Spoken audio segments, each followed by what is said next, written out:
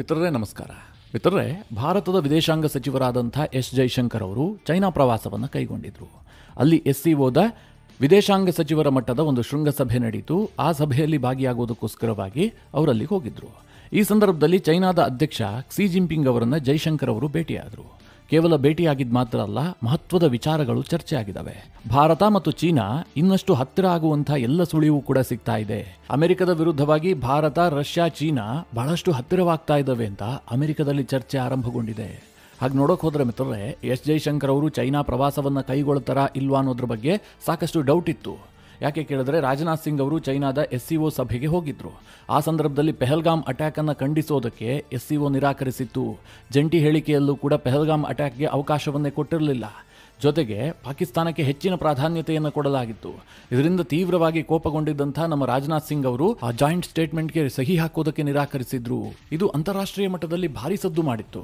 ಅದಾದ ಬಳಿಕ ಜೈಶಂಕರ್ ಹೋಗ್ತಾರಾ ಇಲ್ವಾ ಅನ್ನೋದ್ರ ಬಗ್ಗೆ ಸಾಕಷ್ಟು ಚರ್ಚೆ ಇತ್ತು. ಆದ್ರೂ ಕೂಡ ಜೈಶಂಕರ್ ಅವರು SCOದ ಸಭೆಗೆ ಹೋಗಿದ್ದು ಮಾತ್ರ ಅಲ್ಲ, ಕ್ಸಿ ಜಿನ್ಪಿಂಗ್ ಅವರನ್ನ ಭೇಟಿಯಾಗಿದ್ದಾರೆ. ಮಿತ್ರರೇ, ಜೈಶಂಕರ್ ಅವರ ಚೈನಾ ಪ್ರವಾಸ, ಅಲ್ಲಿ ಚರ್ಚೆಯಾದಂತಹ ವಿಚಾರಗಳು, ಇದರ ಬಗ್ಗೆ ಅಮೆರಿಕದಲ್ಲಿ ಆಗ್ತಿರುವಂತಹ ಚರ್ಚೆಗಳು, ಇನ್ನೊಂದು ಕಡೆ ಅಮೆರಿಕ ಮತ್ತು ರಷ್ಯಾದ ಸಂಬಂಧ ಮತ್ತಷ್ಟು ಹದಗೆಡುತ್ತಾ ಇರುವಂತಹದ್ದು, ಟ್ರಂಪ್ ಅವರ ಹೊಸ ಬೆದರಿಕೆ, ಜೈಶಂಕರ್ ಕ್ಸಿ ಜಿನ್ಪಿಂಗ್ ಅವರನ್ನ ಭೇಟಿಯಾಗಿದ್ದು, ಇದೆಲ್ಲವೂ ಕೂಡ ಜಿಯೋಪೊಲಿಟಿಕ್ಸ್ ನಲ್ಲಿ ಸಿಕ್ಕಾಪಟ್ಟೆ ಮಹತ್ವವನ್ನು ಪಡೆದುಕೊಂಡಿದೆ. ನಿಮಗೆ ಈ ವಿಡಿಯೋದಲ್ಲಿ ಈ ಬಗ್ಗೆ ಡೀಟೇಲ್ ಆಗಿ ತಿಳಿಸ್ಕೊಡ್ತೀನಿ.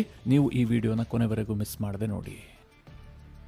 ಭಾರತದ ವಿದೇಶಾಂಗ ಮಂತ್ರಿ ಎಸ್ ಜೈಶಂಕರ್ ಅವರು ಚೀನಾದ SCO ಸಭೆಯಲ್ಲಿ ಭಾಗಿಯಾಗಿದ್ರಲ್ಲ, ಆ ಸಂದರ್ಭದಲ್ಲಿ ಚೈನಾದ ವಿದೇಶಾಂಗ ಸಚಿವ ವಾಂಗ್ ಯಿ ಅವರನ್ನ ಮೊದಲಿಗೆ ಭೇಟಿಯಾದ್ರು. ಅದಾದ ಬಳಿಕ ಚೈನಾದ ಅಧ್ಯಕ್ಷ ಕ್ಸಿ ಜಿನ್ಪಿಂಗ್ ಅವರನ್ನ ಕೂಡ ಭೇಟಿಯಾದ್ರು. ಮಿತ್ರರೇ, ಈ ಭೇಟಿ ಯಾಕೆ ಸದ್ದು ಮಾಡ್ತು ಕೇಳಿದ್ರೆ, ಕ್ಸಿ ಜಿನ್ಪಿಂಗ್ ಬಗ್ಗೆ ಭಾರತದಲ್ಲಿ ಒಂದಷ್ಟು ಸುದ್ದಿಗಳು ಓಡಾಡ್ತಾ ಇದ್ವು. ನಾನು ಕೂಡ ನಿಮಗೆ ವಿಡಿಯೋ ಮಾಡಿ ತಿಳಿಸಿದ್ದೆ. ಯಾಕೆ ಕೇಳಿದ್ರೆ, ಕ್ಸಿ ಜಿನ್ಪಿಂಗ್ ಇತ್ತೀಚೆಗೆ ಸಾರ್ವಜನಿಕವಾಗಿ ಕಾಣಿಸ್ಕೊಳ್ತಾ ಇರಲಿಲ್ಲ. ಚೀನಾಗೆ ಯಾವುದೋ ದೊಡ್ಡ ದೊಡ್ಡ ನಾಯಕರು ಹೋದ್ರೂ ಕೂಡ ಕ್ಸಿ ಜಿನ್ಪಿಂಗ್ ಅವರ ಭೇಟಿಯನ್ನು ಅವಾಯ್ಡ್ ಮಾಡಲಾಗ್ತಾ ಇತ್ತು. ಇದರಿಂದ ಅನೇಕ ಪ್ರಶ್ನೆಗಳು ಉದ್ಭವಿಸಿದ್ವು. ಕ್ಸಿ ಜಿನ್ಪಿಂಗ್ ಅವರ ಆರೋಗ್ಯದ ಬಗ್ಗೆ ಪ್ರಶ್ನೆ ಉದ್ಭವಿಸಿದ್ವು. ಕ್ಸಿ ಜಿನ್ಪಿಂಗ್ ಅವರನ್ನ ಅಧಿಕಾರದಿಂದ ದೂರ ಇಡಲಾಗ್ತಾ ಇದೆ. ಚೈನಾದಲ್ಲಿ ಕ್ಷಿಪ್ರ ರಾಜಕೀಯ ಬೆಳವಣಿಗೆಗಳು ನಡೀಬಹುದು ಅಂತ ಕೆಲವರು ವ್ಯಾಖ್ಯಾನ ಮಾಡ್ತಾ ಇದ್ರು. ಕ್ಸಿ ಜಿನ್ಪಿಂಗ್ ಅವರನ್ನ ಬದಿಗಿಡೋದಕ್ಕೆ ಕಮ್ಯುನಿಸ್ಟ್ ಪಕ್ಷ ನಿರ್ಧಾರ ಮಾಡಿದೆ ಅಂತ ಕೂಡ ಚರ್ಚೆ ಆಗ್ತಾ ಇತ್ತು. ಈ ಚರ್ಚೆಗಳು ಭಾರತದಲ್ಲಿ ವಿಪರೀತಗೊಂಡಿತ್ತು. ಭಾರತದ ಮೈನ್ ಸ್ಟ್ರೀಮ್ ಮೀಡಿಯಾಗಳಲ್ಲೂ ಕೂಡ ಈ ಬಗ್ಗೆ ಅನೇಕ ವಿಧವಾಗಿ ಚರ್ಚೆ ಆಗಿದ್ವು. ಇದಕ್ಕೆ ಉತ್ತರ ಕೊಡಬೇಕಾಗಿತ್ತಲ್ಲ ಚೈನಾ. ಅದಕ್ಕೇನ್ ಮಾಡ್ತು ಕೇಳಿದ್ರೆ, ಭಾರತದ ವಿದೇಶಾಂಗ ಸಚಿವ ಜೈಶಂಕರ್ಗೆ ಕ್ಸಿ ಜಿನ್ಪಿಂಗ್ ಅವರ ಭೇಟಿಗೆ ಅವಕಾಶವನ್ನು ಕೊಡಲಾಯಿತು.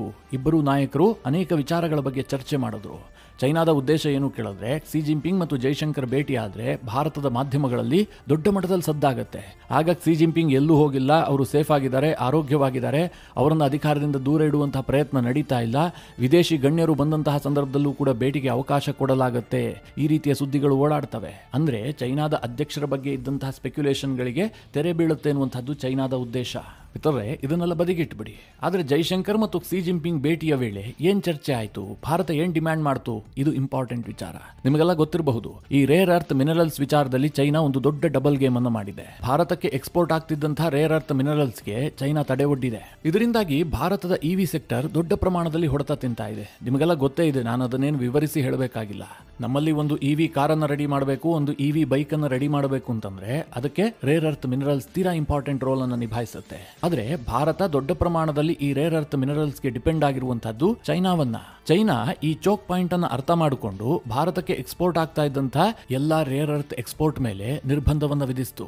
ಇದು ಭಾರತಕ್ಕೆ ದೊಡ್ಡ ಮಟ್ಟದಲ್ಲಿ ಹಿನ್ನಡೆಯನ್ನುಂಟು ಮಾಡಿತು. ಎರಡೂ ದೇಶಗಳ ನಡುವೆ ಈ ವಿಚಾರವಾಗಿ ಅನೇಕ ವಿಧವಾಗಿ ಚರ್ಚೆಗಳಾಗಿದ್ದಾವೆ. ಪ್ರಧಾನಿ ನರೇಂದ್ರ ಮೋದಿ ಅವರು ಬ್ರಿಕ್ಸ್ ಶೃಂಗಸಭೆಯಲ್ಲಿ ಭಾಗಿಯಾದಂತಹ ಸಂದರ್ಭದಲ್ಲಿ ಅವರು ಭಾಷಣ ಮಾಡಿದ್ರಲ್ಲ, ಆಗ್ಲೂ ಕೂಡ ಇದನ್ನು ಪ್ರಸ್ತಾಪ ಮಾಡಿದ್ರು. ಇವತ್ತು ಕೆಲ ದೇಶಗಳು ಈ ರೇರ್ ಅರ್ತ್ ಮಿನರಲ್ಸ್ ಅನ್ನ ವೆಪನ್ ರೀತಿಯಲ್ಲಿ ಬಳಸ್ಕೊಳ್ತಾ ಇದ್ದಾವೆ, ಇದು ತಪ್ಪು ಅಂತ ಪ್ರಧಾನಿ ನರೇಂದ್ರ ಮೋದಿ ಅವರು ಚೈನಾಗೆ ಬುದ್ಧಿವಾದವನ್ನ ಕೂಡ ಹೇಳಿದ್ರು. ಇನ್ನೊಂದು ಕಡೆಯಲ್ಲಿ ಚೈನಾದ ಈ ಕುತಂತ್ರದಿಂದಾಗಿ ಭಾರತ ಏನ್ ಸುಮ್ಮನೆ ಕೂತಿರಲಿಲ್ಲ. ಭಾರತ ಸರ್ಕಾರ ಏನ್ ಮಾಡಿತ್ತು ಕೇಳಿದ್ರೆ, 1345 ಕೋಟಿ ರೂಪಾಯಿ ವೆಚ್ಚದಲ್ಲಿ ಭಾರತದಲ್ಲೇ ಸಿಗುವಂತಹ ರೇರ್ ಅರ್ತ್ ಮಿನರಲ್ಸ್ ಅನ್ನ ಹೊರತೆಗೆಯುವಂತಹ ಒಂದು ಪ್ರೋಗ್ರಾಮ್ ಅನ್ನು ಕೈಗೊಂಡಿತ್ತು. ಅಂದ್ರೆ ನಾವು ಕಂಪ್ಲೀಟ್ ಆಗಿ ಚೈನಾ ಮೇಲೆ ಡಿಪೆಂಡ್ ಆಗಬಾರದಪ್ಪ, ಅವ್ರು ಕಳುಹಿಸದೇ ಇದ್ರೂ ಕೂಡ ನಮ್ಮಲ್ಲೇ ಸಿಗುವಂತಹ ರೇರ್ ಅರ್ತ್ ಮಿನರಲ್ಸ್ ಅನ್ನ ನಾವು ಎಕ್ಸ್ಟ್ರಾಕ್ಟ್ ಮಾಡಬೇಕು ಅಂತ ಭಾರತ ಸರ್ಕಾರ ನಿರ್ಧಾರ ಮಾಡಿತ್ತು. ಆದ್ರೆ ಭಾರತದ ಈ ಪ್ರಯತ್ನಕ್ಕೆ ಸಾಕಷ್ಟು ಸಮಯ ಹಿಡಿಯುತ್ತೆ. ನಾವೀಗಲೇ ಹೋಗ್ಬಿಟ್ಟು ರೇರ್ ಅರ್ತ್ ಮಿನರಲ್ಸ್ ಅನ್ನ ತೆಗೆದುಬಿಟ್ಟು EV ಕಾರ್ಗಳನ್ನ ರೆಡಿ ಮಾಡೋದಕ್ಕೆ ಸಾಧ್ಯ ಆಗೋದಿಲ್ಲ. ಇದಕ್ಕೆ 1 ವರ್ಷನೋ 2 ವರ್ಷನೋ ಟೈಮ್ ಹಿಡಿಯುತ್ತೆ.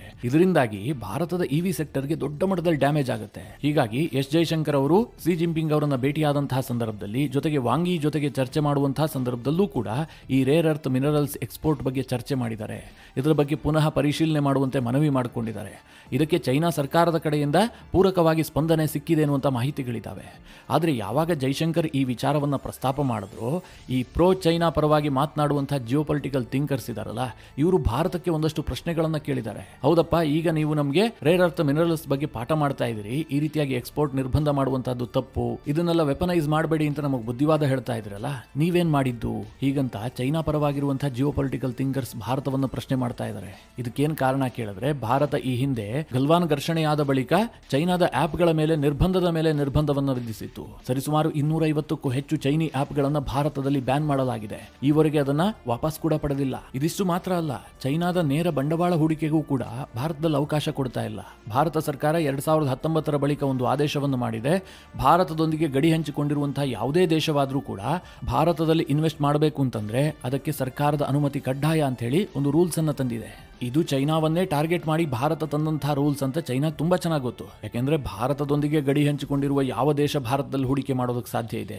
ಏನ್ ಬಾಂಗ್ಲಾದೇಶ ಬಂದು ಹೂಡಿಕೆ ಮಾಡುತ್ತಾ, ನೇಪಾಳ ಹೂಡಿಕೆ ಮಾಡುತ್ತಾ, ಅಥವಾ ಶ್ರೀಲಂಕಾ ಹೂಡಿಕೆ ಮಾಡುತ್ತಾ? ಆ ಹೂಡಿಕೆ ಮಾಡುವಂತಹ ಕೆಪಾಸಿಟಿ ಇರುವಂತಹ ಏಕೈಕ ದೇಶ ಅಂತಂದ್ರೆ ಚೈನಾ. ಅಲ್ಲಿ ನಿರ್ಬಂಧ ವಿಧಿಸಲಾಗ್ತಾ ಇದೆ ಅಂತಂದ್ರೆ ಚೈನಾಗೆ ಗುರಿ ಮಾಡಿಯೇ ಭಾರತ ಈ ಆದೇಶ ಮಾಡಿದೆ ಎನ್ನುವಂಥದ್ದು ಬಹಳ ಸ್ಪಷ್ಟ ಆಗ್ತಾ ಇದೆ ಅಲ್ವಾ? ಜೈಶಂಕರ್ ಭೇಟಿಯ ಬಳಿಕ ಚೈನಾ ಇದನ್ನೆಲ್ಲ ಪ್ರಶ್ನೆ ಮಾಡೋದಕ್ಕೆ ಶುರು ಮಾಡಿದೆ. ಅಂದ್ರೆ ಚೈನಾ ಸರ್ಕಾರ ಎಲ್ಲೂ ಕೂಡ ಅಫಿಷಿಯಲ್ ಆಗಿ ಈ ಯಾವ ವಿಚಾರವನ್ನು ಎತ್ತಿಲ್ಲ. ಆದ್ರೆ ಅಲ್ಲಿರುವಂತಹ ಜಿಯೋಪೊಲಿಟಿಕಲ್ ಥಿಂಕರ್ಸ್, ಸರ್ಕಾರದ ಪರವಾಗಿ ಮಾತನಾಡ್ತಾರಲ್ಲ, ಅವರು ಪ್ರಶ್ನೆ ಮಾಡೋದಕ್ಕೆ ಶುರು ಮಾಡಿದ್ದಾರೆ. ಮಿತ್ರರೇ, ಭಾರತ ಮತ್ತು ಚೈನಾದ ಸಂಬಂಧ ಗಲ್ವಾನ್ ಘರ್ಷಣೆ ಆದ ಬಳಿಕ ಕಂಪ್ಲೀಟ್ ಆಗಿ ಹಳಸೋಗ್ಬಿಟ್ಟಿತ್ತು. ಎರಡೂ ದೇಶದ ನಾಯಕರ ಮಟ್ಟದ ಸಭೆಗಳೇ ನಡೆದಿರಲಿಲ್ಲ. ಕಳೆದ ವರ್ಷ ಪ್ರಧಾನಿ ನರೇಂದ್ರ ಮೋದಿ ಮತ್ತು ಕ್ಸಿ ಜಿನ್ಪಿಂಗ್ ನಡುವೆ ಒಂದು ಮಾತುಕತೆ ಆಯಿತು. ಆ ಸಂದರ್ಭದಲ್ಲಿ ಎಲ್ಲವುದನ್ನು ಕೂಡ ನಾರ್ಮಲೈಸ್ ಮಾಡೋದಕ್ಕೆ ತೀರ್ಮಾನವನ್ನು ಕೂಡ ಕೈಗೊಳ್ಳಲಾಗಿತ್ತು. ಎರಡೂ ದೇಶಗಳ ನಡುವಿನ ಸಂಬಂಧ ಸುಧಾರಣೆ ಆಗ್ತಾ ಇದೆ. ಈ ಎರಡೂ ದೇಶಗಳ ನಡುವೆ ಇದ್ದಂತಹ ಒಂದು ಕೋಲ್ಡ್ ವಾರ್ ಏನಿತ್ತು ಅದು ಕೊನೆಗೊಳ್ಳುತ್ತೆ. ಈ ಒಂದು ಮಾತುಗಳು ಕೇಳಿ ಬರೋದಕ್ಕೆ ಶುರುವಾಗಿತ್ತು. ಆದರೆ ಯಾವಾಗ ಪೆಹಲ್ಗಾಮ್ ಅಟ್ಯಾಕ್ ಆಗುತ್ತೆ, ಅದಾದ ಬಳಿಕ ಭಾರತ ಆಪರೇಷನ್ ಸಿಂಧೂರ ಮಾಡುತ್ತೆ, ಆ ಸಂದರ್ಭದಲ್ಲಿ ಚೈನಾ ಪಾಕಿಸ್ತಾನಕ್ಕೆ ಕೊಟ್ಟಂತಹ ಸಪೋರ್ಟ್ ಇದೆಯಲ್ಲ, ಇದು ಭಾರತ ಮತ್ತು ಚೀನಾದ ಸಂಬಂಧಕ್ಕೆ ಎಳ್ಳು ನೀರು ಬಿಡುವಂತಿತ್ತು. ಅದಾದ ಬಳಿಕ ರಾಜನಾಥ್ ಸಿಂಗ್ ಚೈನಾಗೆ ಹೋಗಿದ್ದು ಅಲ್ಲಾದಂತಹ ಕೆಲ ಬೆಳವಣಿಗೆಗಳನ್ನು ನೋಡಿದ್ರೆ ಭಾರತ ಮತ್ತು ಚೀನಾದ ಸಂಬಂಧ ಕಂಪ್ಲೀಟ್ ಆಗಿ ಕೆಟ್ಟು ಹೋಗುತ್ತೆ ಅನ್ನೋದಕ್ಕೆ ಪುಷ್ಟಿ ಕೊಡುವಂತಿತ್ತು. ಆದರೆ ದಿಢೀರ್ ಅಂತ ಒಂದು ಯೂ ಟರ್ನ್ ಆಗಿದೆ. ಅದೇನು ಕೇಳಿದ್ರೆ, ಜೈಶಂಕರ್ ಅವರ ಚೈನಾ ಪ್ರವಾಸ, ಆ SCO ಸಭೆಯಲ್ಲಾದಂತಹ ಕೆಲವೊಂದಷ್ಟು ಬೆಳವಣಿಗೆಗಳು, ಚೈನಾ ಭಾರತದ ಬಗ್ಗೆ ತೋರಿಸ್ತಾ ಇರುವಂತಹ ಕೆಲವೊಂದಷ್ಟು ಇಂಟ್ರೆಸ್ಟ್ಗಳು, ಇದಕ್ಕೆಲ್ಲ ಏನ್ ಕಾರಣ ಅಂತ ಪ್ರಶ್ನೆ ಮಾಡಿದ್ರೆ ಮಿತ್ರರೇ, ಅಮೆರಿಕದ ನೀತಿ ಇದೆಯಲ್ಲ, ಇದು ಚೈನಾವನ್ನ ಕೂಡ ಸಾಕಷ್ಟು ಸಂಕಷ್ಟಕ್ಕೆ ತಂದಿಟ್ಟು ಬಿಟ್ಟಿದೆ. ಇದು ಅಮೆರಿಕದ 500% ಟ್ಯಾರಿಫ್ ಬೆದರಿಕೆ ಇರಬಹುದು, ಅಥವಾ ರಷ್ಯಾ ಮೇಲೆ ಯುದ್ಧವನ್ನು ಮುಂದುವರಿಸುವುದಕ್ಕೆ ಉಕ್ರೇನ್ಗೆ ಅಮೆರಿಕದ ಅಧ್ಯಕ್ಷ ಟ್ರಂಪ್ ಕೊಟ್ಟಂತಹ ಸೂಚನೆಗಳಿರಬಹುದು. ಇದೆರಡೂ ಬೆಳವಣಿಗೆಗಳು ಕೂಡ ಒಂದು ಹಂತದಲ್ಲಿ ಭಾರತವನ್ನ ಕೂಡ ಒತ್ತಡಕ್ಕೀಡು ಮಾಡಿದೆ. ಅದಕ್ಕಿಂತ ಜಾಸ್ತಿ ಚೈನಾವನ್ನ ಒತ್ತಡಕ್ಕೀಡು ಮಾಡಿದೆ. ನಿಮಗೆಲ್ಲ ಗೊತ್ತಿರಬಹುದು, ಟ್ರಂಪ್ ಮತ್ತು ಪುತಿನ್ ನಡುವೆ ನಡೆದಂತಹ ಮಾತುಕತೆ ವಿಫಲಗೊಂಡಿದೆ. ಟ್ರಂಪ್ ಅಧ್ಯಕ್ಷರಾದ ಬಳಿಕ ಪುತಿನ್ ಜೊತೆಗೆ ಫೋನ್ನಲ್ಲಿ ಅನೇಕ ಬಾರಿ ಮಾತುಕತೆಯನ್ನು ನಡೆಸಿದ್ದಾರೆ. ಒಮ್ಮೊಮ್ಮೆ ಫೋನ್ ಮಾಡಿದ್ರೆ ಅರ್ಧ ಗಂಟೆ ಮುಕ್ಕಾಲು ಗಂಟೆ ಮಾತನಾಡ್ತಾರೆ ಇಬ್ಬರು ನಾಯಕರು. ಆದರೆ ಔಟ್ಕಮ್ ಏನಪ್ಪಾ ಕೇಳಿದ್ರೆ ಏನೂ ಆಗ್ತಾ ಇಲ್ಲ. ಟ್ರಂಪ್ ಹೇಳಿದ್ದನ್ನು ಪುತಿನ್ ಕೇಳ್ತಾ ಇಲ್ಲ, ಪುತಿನ್ ಹೇಳಿದ್ದನ್ನು ಟ್ರಂಪ್ ಕೇಳ್ತಾ ಇಲ್ಲ. ಹೀಗಾಗಿ ಈಗ ಟ್ರಂಪ್ ಪುತಿನ್ ವಿರುದ್ಧವೂ ಕೂಡ ಸಿಟ್ಟಾಗಿದ್ದಾರೆ. ಈ ಸಿಟ್ಟಾಗಿ ಅವ್ರು ಏನು ಮಾಡಿದ್ದಾರೆ ಕೇಳಿದ್ರೆ, ಜೆಲೆನ್ಸ್ಕಿಗೆ ಹೊಸದಾಗಿ ಒಂದು ಆರ್ಡರ್ ಮಾಡಿದ್ದಾರೆ. ನೀನು ಯಾಕೆ ಸುಮ್ಮನಿದ್ಯಪ್ಪ, ಮಾಸ್ಕೋದ ಮೇಲೆ ದಾಳಿ ಮಾಡಿಬಿಡು ಅಂತ. ಮಿತ್ರರೇ, ಟ್ರಂಪ್ ಅವರ ಈ ಹುಚ್ಚಾಟದ ಒಂದು ಸ್ಟೇಟ್ಮೆಂಟ್ ಇದೆಯಲ್ಲ, ಇದು ಉಕ್ರೇನನ್ನ ಸರ್ವನಾಶ ಮಾತ್ರ ಮಾಡೋದಿಲ್ಲ, ಇಡೀ ವಿಶ್ವದಲ್ಲಿ 3ನೇ ಮಹಾಯುದ್ಧದ ಭೀತಿಯನ್ನು ತಂದಿಟ್ಟಿದೆ. ಅಮೆರಿಕ ಉಕ್ರೇನ್ಗೆ ಶಸ್ತ್ರಾಸ್ತ್ರ ಪೂರೈಕೆಯನ್ನು ಪುನಃ ಆರಂಭ ಮಾಡೋದಕ್ಕೆ ನಿರ್ಧಾರ ಮಾಡಿದೆ. ಟ್ರಂಪ್ ಆ ರೀತಿಯ ಘೋಷಣೆ ಮಾಡಿದ್ದಾರೆ, ನ್ಯಾಟೋದ ಮೂಲಕವಾಗಿ ನಾವು ಸಪ್ಲೈ ಮಾಡ್ತೀವಿ ಅಂತ. ಜೊತೆಗೆ ಯುದ್ಧವನ್ನು ನಿಲ್ಲಿಸೋದಕ್ಕೆ ಪುತಿನ್ಗೆ 50 ದಿನಗಳ ಕಾಲಾವಕಾಶವನ್ನು ಕೂಡ ಕೊಡಲಾಗಿದೆ. ಇಲ್ಲದೆ ಹೋದ್ರೆ ರಷ್ಯಾದ ಮೇಲೆ ನಾವು 100% ಟ್ಯಾರಿಫ್ ಹಾಕ್ತೀನಿ ಅಂತ ಘೋಷಣೆ ಮಾಡಿದ್ದಾರೆ. ಮಿತ್ರರೇ, ರಷ್ಯಾದ ಮೇಲೆ 100 ಅಲ್ಲ, ಅಮೆರಿಕ 500% ಟ್ಯಾರಿಫ್ ಹಾಕಿದ್ರೂ ಕೂಡ ರಷ್ಯಾ ಏನು ತಲೆ ಕೆಡಿಸ್ಕೊಳ್ಳೋದಿಲ್ಲ. ಯಾಕೆಂದ್ರೆ ಈ ಹಿಂದಿನ ಬೈಡನ್ ಸರ್ಕಾರವೇ ರಷ್ಯಾದ ಮೇಲೆ ಎಷ್ಟು ಬೇಕೋ ಅಷ್ಟೆಲ್ಲವುದನ್ನು ಮಾಡಿಬಿಟ್ಟಿದೆ. ಎಲ್ಲಾ ರೀತಿಯ ನಿರ್ಬಂಧಗಳನ್ನು ವಿಧಿಸಿ ಆಗ್ಬಿಟ್ಟಿದೆ. ಇನ್ನು ರಷ್ಯಾ ಅಮೆರಿಕ ಬಗ್ಗೆ ತಲೆ ಕೆಡಿಸ್ಕೊಳ್ಳುತ್ತಾ? ರಷ್ಯಾ ಯಾವುದಕ್ಕಾದ್ರೂ ವರಿ ಮಾಡುತ್ತೆ ಅಂತಂದ್ರೆ ಅದು ಅಮೆರಿಕದ ಶಸ್ತ್ರಾಸ್ತ್ರ ಉಕ್ರೇನ್ ಕೈಗೆ ಸಿಗುತ್ತಾ ಆ ವಿಚಾರದ ಬಗ್ಗೆ ಮಾತ್ರ. ಈ ಟ್ಯಾರಿಫ್, ನಿರ್ಬಂಧ, ಇದಕ್ಕೆಲ್ಲ ರಷ್ಯಾ ಡೋಂಟ್ ಕೇರ್ ಹೇಳುತ್ತೆ. ಪುತಿನ್ರನ್ನ ಅದರಲ್ಲೆಲ್ಲ ಬಗ್ಗಿಸೋದಕ್ಕೆ ಸಾಧ್ಯ ಇಲ್ಲ. ಆದ್ರೂ ಕೂಡ ಟ್ರಂಪ್ ಅವರ ಈ ವಿದೇಶಾಂಗ ನೀತಿ ಇದೆಯಲ್ಲ, ಇದ್ರ ಬಗ್ಗೆ ಅಮೆರಿಕದಲ್ಲೇ ಅಪಸ್ವರಗಳು ಕೇಳಿ ಬರ್ತಾ ಇದಾವೆ. ಅಮೆರಿಕದ ಸಂಸದರೇ ಹೇಳ್ತಾ ಇದ್ದಾರೆ. ಅವ್ರೇನ್ ಹೇಳ್ತಾ ಇದ್ದಾರೆ ಅಂತಂದ್ರೆ, ನಮ್ಮ ಈ ನಿರ್ಧಾರಗಳಿಂದಾಗಿ ನಮ್ಮ ವಿರೋಧಿ ಶಕ್ತಿಗಳು ಎಲ್ಲರೂ ಕೂಡ ಒಂದಾಗಿದ್ದೇ ಆದ್ರೆ ಅದು ಅಮೆರಿಕಾಗೆ ಬಹಳ ದೊಡ್ಡ ನಷ್ಟವನ್ನು ತಂದಿಡುತ್ತೆ ಅಂತ. ಅಂದ್ರೆ ರಷ್ಯಾ ವಿರುದ್ಧವಾಗಿ ಅಮೆರಿಕದ ನೀತಿಗಳು, ಹಾಗೆ ಅಲೈ ಕಂಟ್ರಿಗಳ ಜೊತೆಗೆ ಅಮೆರಿಕದ ವ್ಯಾಪಾರ ಯುದ್ಧ. ಈಗಾಗಲೇ ಟ್ರಂಪ್ ಕೆನಡಾದಂತಹ ಅಮೆರಿಕದ ಸಾರ್ವಕಾಲಿಕ ಮಿತ್ರನ ಮೇಲೂ ಕೂಡ ವಿಪರೀತವಾದಂತಹ ಟ್ಯಾರಿಫ್ ಘೋಷಣೆ ಮಾಡಿದ್ದಾರೆ. ಇದರಿಂದ ವಿಪರೀತವಾಗಿ ಕುಪಿತಗೊಂಡಿರುವಂತಹ ಕೆನಡಾದ ಜನ ಅಮೆರಿಕದ ವಸ್ತುಗಳನ್ನು ಬಾಯ್ಕಾಟ್ ಮಾಡುವಂತಹ ನಿರ್ಧಾರ ಮಾಡಿದ್ದಾರೆ. ಇದೇ ಕಾರಣದಿಂದ ಅಮೆರಿಕದ ಕೆಲ ರಾಜಕಾರಣಿಗಳು ಹೇಳ್ತಾ ಇದ್ದಾರೆ, ಇದೇ ಪರಿಸ್ಥಿತಿ ಹೀಗೆ ಮುಂದುವರಿತಾ ಹೋದರೆ ನಮ್ಮ ವಿರೋಧಿ ಶಕ್ತಿಗಳು ಒಗ್ಗಟ್ಟಾಗ್ತವೆ. ಒಂದು ವೇಳೆ ಚೈನಾ, ಭಾರತ, ರಷ್ಯಾ ಇಂತಹ ದೇಶಗಳು ತನ್ನೆಲ್ಲ ವೈಮನಸ್ಯಗಳನ್ನು ಮರೆತು ಬಿಟ್ಟು ಒಂದಾಗಿದ್ದೇ ಆದರೆ ಅಮೆರಿಕಗೆ ಭಾರಿ ನಷ್ಟ ಉಂಟಾಗುತ್ತೆ. ಅಮೆರಿಕ ಆರ್ಥಿಕ ಸಂಕಷ್ಟವನ್ನು ಎದುರಿಸಬೇಕಾದಂತಹ ಪರಿಸ್ಥಿತಿ ಬರುತ್ತೆ. ಅಮೆರಿಕದ ವಿದೇಶಾಂಗ ನೀತಿ ಟೋಟಲಿ ಫೇಲ್ಯೂರ್ ಆಗ್ತಾ ಇದೆ ಅಂತ ಅಲ್ಲಿನ ರಾಜಕಾರಣಿಗಳೇ ಟ್ರಂಪ್ ಸರ್ಕಾರವನ್ನು ಎಚ್ಚರಿಸ್ತಾ ಇದ್ದಾರೆ. ಟ್ರಂಪ್ ಪಕ್ಷದೊಳಗೆ ವಿರೋಧ ವ್ಯಕ್ತವಾಗ್ತಾ ಇದೆ. ನಾನು ಯಾಕೆ ಇದನ್ನು ನಿಮಗೆ ವಿವರಿಸಿ ಹೇಳಿದೆ ಅಂತಂದ್ರೆ, ಭಾರತ ಮತ್ತು ಚೈನಾ ಒಂದು ಬ್ಯಾಲೆನ್ಸಿಂಗ್ ಆದಂತಹ ಸಂಬಂಧ ಹೊಂದೋದಕ್ಕೆ ಕಾರಣವೂ ಕೂಡ ಇದೆ.